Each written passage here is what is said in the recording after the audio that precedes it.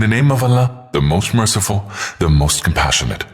Holy is he who carried his servant by night from the holy mosque in Mecca to the farther mosque in Jerusalem, whose surroundings we have blessed, that we might show him some of our signs.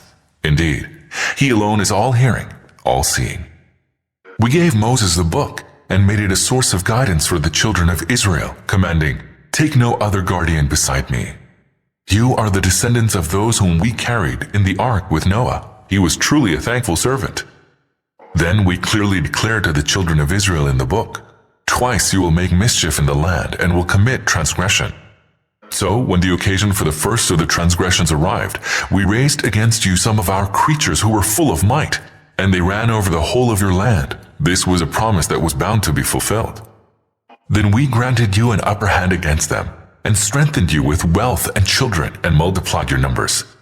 Whenever you did good, it was to your own advantage, and whenever you committed evil, it was to your own disadvantage. So, when the time of the fulfillment of the second promise arrived, we raised other enemies that would disfigure your faces and enter the temple of Jerusalem, as they had entered the first time, and destroy whatever they could lay their hands on. Your Lord may well show mercy to you, but if you revert to your evil behavior, we shall revert to chastising you. We have made hell a prison for those who are thankless of Allah's bounties. Verily, this Quran guides to the way that is straightmost, to those who believe in it and do righteous works. It gives the good news that a great reward awaits them, and warns those who do not believe in the hereafter that we have prepared for them a grievous chastisement. Man prays for evil in the manner he ought to pray for good. Man is ever hasty. We have made night and day as two signs.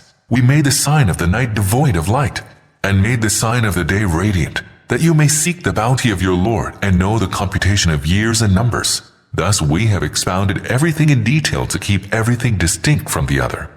We have fastened every man's omen to his neck. On the day of resurrection, we shall produce for him his scroll in the shape of a wide open book, saying, "Read your scroll. This day you suffice to take account of yourself." He who follows the right way shall do so to his own advantage, and he who strays shall incur his own loss. No one shall bear another's burden. And never do we punish any people until we send a messenger to make the truth distinct from falsehood. When we decide to destroy a town, we command the affluent among them, whereupon they commit sins in it. Then the decree of chastisement becomes due against them, and thereafter we destroy that town utterly. Many a generation has been destroyed by our command since Noah's time. Your Lord is well aware and fully observant of the sins of his servants. If anyone desires immediate benefits, we hasten to grant whatever benefits we will in the present life to whomsoever we please, but thereafter we decree for him hell wherein he shall burn, condemned and rejected. But he who desires the hereafter and strives for it in the manner he should, and is a true believer, his striving will come to fruition. To all of these, as well as those, we shall provide the wherewithal of this life in the present world by dint of your Lord's bounty, and from none shall the bounty of your Lord be withheld. See how we have exalted some above others in this world, and in the life to come they will have higher ranks and greater degrees of excellence over others.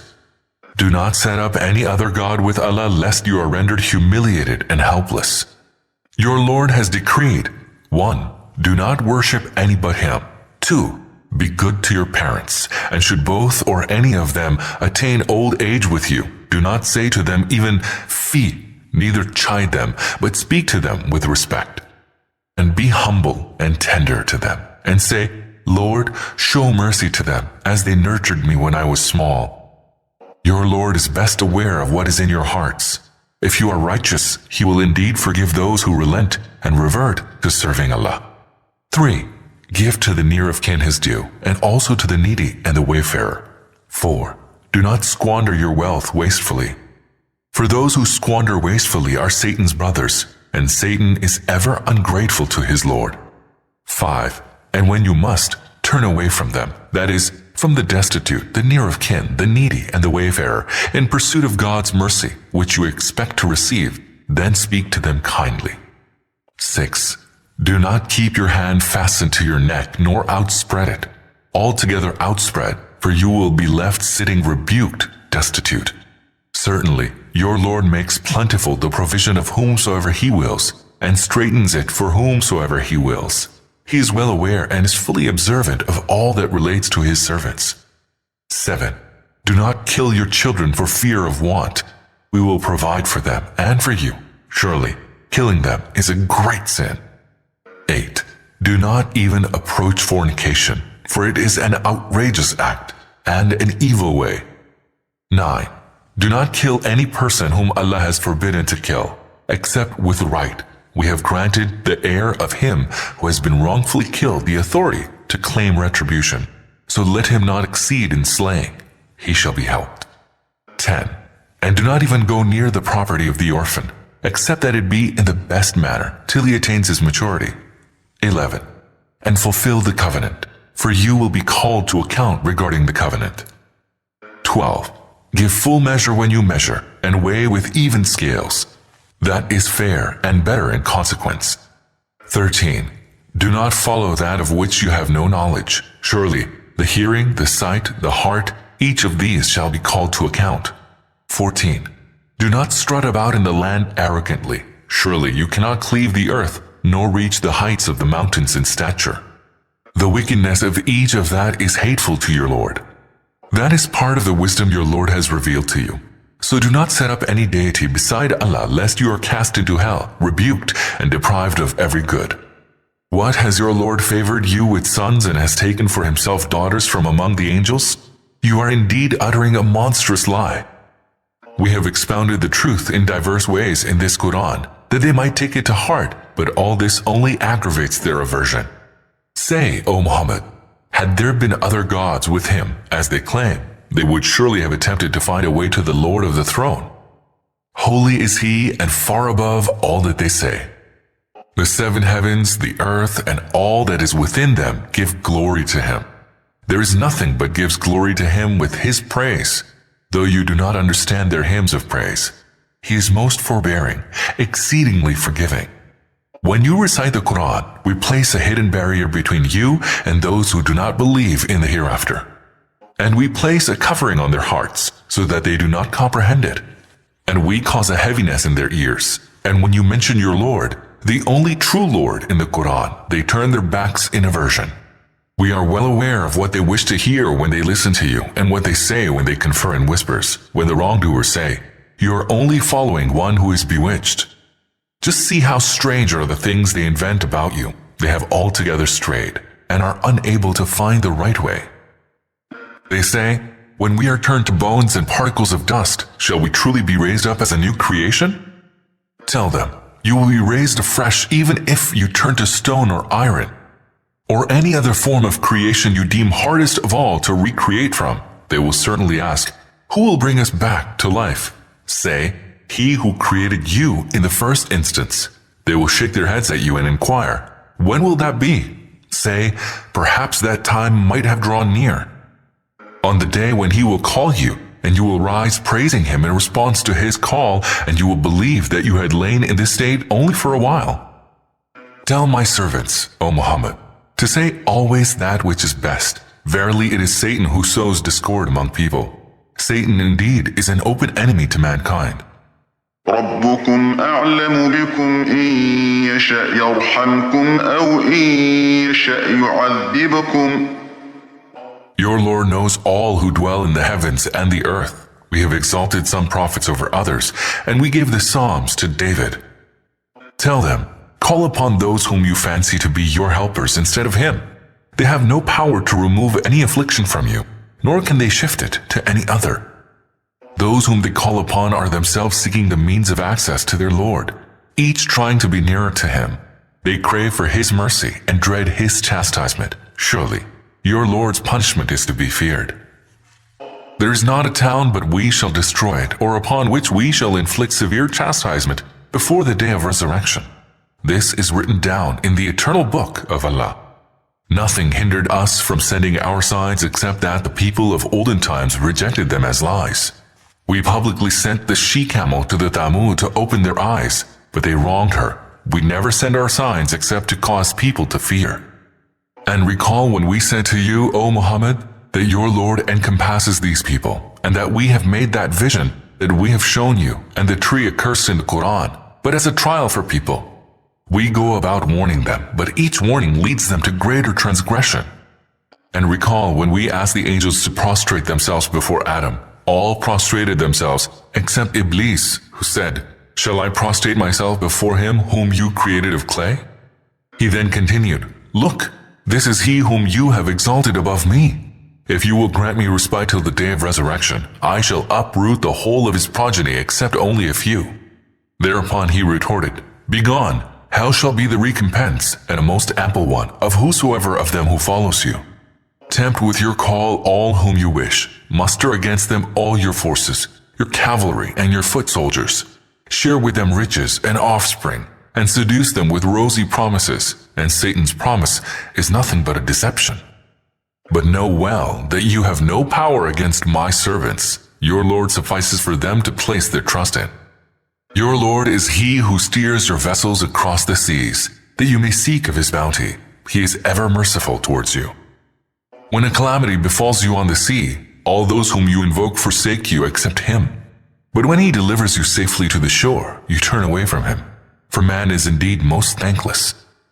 Do you then feel secure against his causing you to be swallowed up by a tract of the earth, or letting loose a deadly whirlwind charged with stones towards you, and there you will find none to protect you? Or do you feel secure that he will not cause you to revert to the sea, and let a tempest loose upon you, and then drown you for your ingratitude, whereupon you will find none even to inquire of us what happened to you? Indeed, we honored the progeny of Adam, and bore them across land and sea, and provided them with good things for their sustenance, and exalted them above many of our creatures. Then think of the day we shall summon every community with its leader. Those who are given their record in their right hand shall read the record of their deeds, and shall not be wronged a whit. Whoever lived in this world as blind shall live as blind in the life to come. Rather, he will be even farther astray than if he were just blind. O Muhammad, they had all but tempted you away from what we have revealed to you, that you may invent something else in our name. Had you done so, they would have taken you as their trusted friend. Indeed, had we not strengthened you, you might have inclined to them a little. Whereupon we would have made you taste double the chastisement in the world, and double the chastisement after death, and then you would have found none to help you against us. They were bent upon uprooting you from this land and driving you away from it. But were they to succeed, they would not be able to remain after you more than a little while. This has been our way with the messengers whom we sent before you. You will find no change in our way. Establish prayer from the declining of the sun to the darkness of the night, and hold fast to the recitation of the Quran at dawn, for the recitation of the Quran at dawn is witnessed. And rise from sleep during the night as well. This is an additional prayer for you. Possibly your Lord will raise you to an honored position. And pray, my Lord, cause me to enter wherever it be with truth, and cause me to exit wherever it be with truth, and support me with authority from yourself. And proclaim, the truth has come, and falsehood has vanished. Surely falsehood is ever bound to vanish. What we are sending down in the course of revealing the Quran is a healing and a grace for those who have faith, but it adds only to the ruin of the wrongdoers. Whenever we bestow favors upon man, he arrogantly turns away and draws aside, and whenever evil visits him, he is in utter despair. Say, O Prophet, each one acts according to his own manner. Your Lord knows well who is best guided to the right path. They ask you about the Spirit. Say, the Spirit descends by the command of my Lord, but you have been given only a little knowledge. Had we willed, we could take away what we have revealed to you.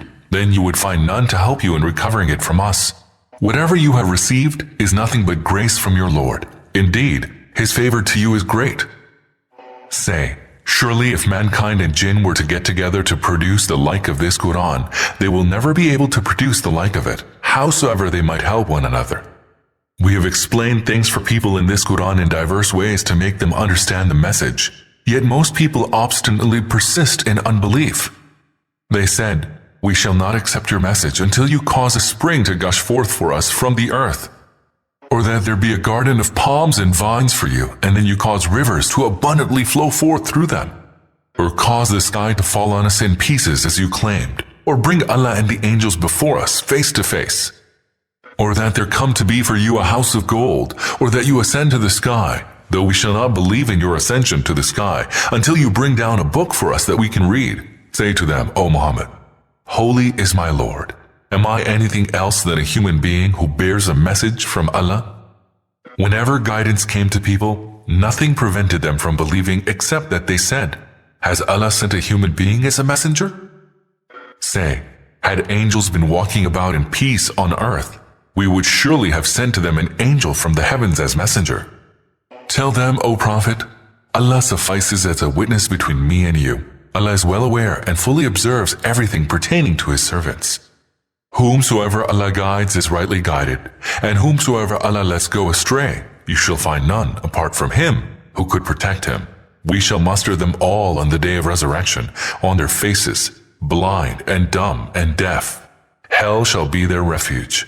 Every time its fire subsides, we will intensify for them its flame.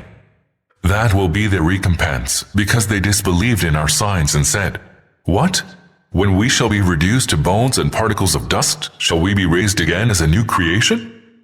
Have they not perceived that Allah, who has created the heavens and earth, has the power to create the like of them? He has fixed a term for them about which there is no doubt, and yet the wrongdoers obstinately persist in unbelief. Tell them, O Prophet, even if you owned the treasures of my Lord's mercy, you would have held them back for fear of spending them. Man is indeed ever niggardly. We granted Moses 9 clear signs. Ask the children of Israel about that.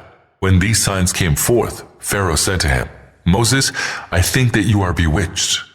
Moses replied, You know well that no one but the Lord of the heavens and the earth has sent these as eye-opening proofs. I truly think, O Pharaoh, that you are indeed doomed. At last, Pharaoh decided to uproot Moses and the children of Israel from the land, but we drowned him together with all who were with him. And thereafter we said to the children of Israel, Now dwell in the land, but when the promised time of the hereafter comes, we shall bring you all together. We have sent down the Quran with the truth, and it is with the truth that it has descended. And we have not sent you but to proclaim good news and to warn. We have revealed the Quran in parts, that you may recite it to people slowly and with deliberation, and for that reason, we have revealed it gradually to suit particular occasions. Tell them, O Prophet, whether you believe in it or do not believe. But when it is recited to those who were given the knowledge before its revelation, they fall down upon their faces in prostration, and say, Glory be to our Lord. Surely the promise of our Lord was bound to be fulfilled. And they fall down upon their faces weeping, and their humility increases when the Quran is recited to them. Say to them, O Prophet, call upon Him as Allah, or call upon Him as Al-Rahman. Call Him by whichever name you will. All His names are beautiful. Neither offer your prayer in too loud a voice, nor in a voice too low, but follow a middle course. And say, All praise be to Allah, who has neither taken to Himself a son, nor has He any partner in His kingdom, nor does He need anyone out of weakness to protect Him. So glorify Him in a manner worthy of His glory.